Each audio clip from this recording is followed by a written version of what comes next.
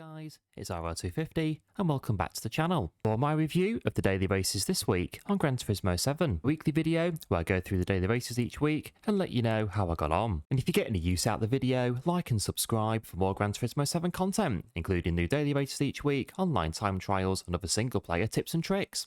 Thanks! Let's go. And here's Daily Race A, that this week was on Lago Maggiore in the Toyota Corolla Maurizio Edition 22, for 5 laps on the Sport Soft tyre, 1 times fuel, 1 times tyre and BOP. So, Daily Race A on Lago Maggiore on the West Circuit for a spot of Maurizio tuning. With no tuning restrictions, you could tune the car however you wanted, but had to keep within the 600 pp limit. Starting at around 550 gave room to build up the car, going from stock to touring car. And once you'd hit the pp limit with parts, it was into tuning the smaller details to get the most out of the car. And with that, had some really good races. The difference in performance as we tuned the car being the difference as the races went on. No doubt, doing this race all week could get you a near perfect setup to really maximise what you had. A case of, here's the car, here's what you can do with it, make it work for you. And here's the track we're giving you to do your thing. On the whole, a good enjoyable daily race. Definitely one for all you tuning aficionados out there. And Daily Race B was at Road Atlanta in the Group 3 cars. For 7 laps on the racing medium tyre,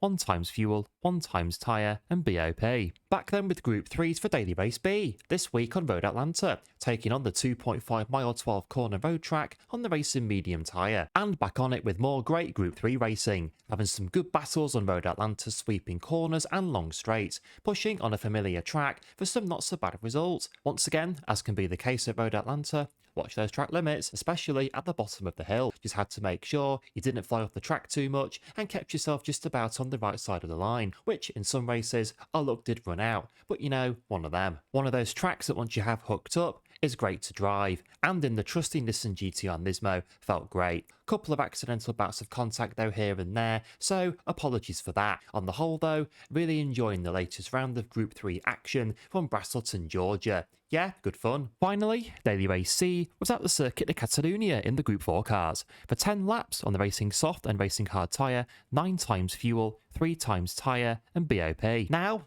on to Circuit de Catalunya for the Group 4s for this week's Daily Race C, with one thing in mind very clearly from the off: save fuel, save fuel. With 9 times fuel wear, had to get a bit savvy on this one to make the contents of the tank go the distance, with some economy driving to save as much as you could. With the racing hard tyre mandatory, I found 2 ways of doing it: racing hards all the way with low power, or racing softs and refuel. Whilst running the racing hards meant no refueling, I found pushing on wasn't really an option, due to the risk of using up too much fuel and running out, whereas refueling and going onto the racing soft tyre, you could push on, but you needed to refuel the car more than what you needed to get to the end of the race running more power without having to get out and push the car over the finish line. On the whole though, a good race of managing fuel, the key being to choose a car that manages to fuel well. Not quite sure the Nissan Silvia was the right car for the job, but still, good racing. So that time once again to rank this week's daily races from my worst to best. So this week, my worst daily race is Daily Race B,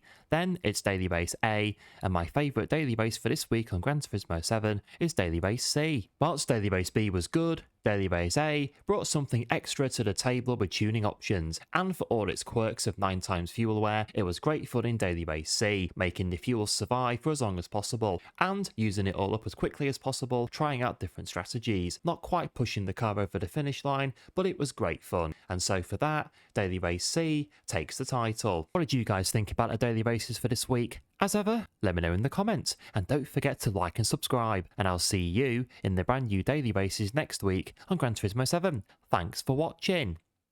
Bye.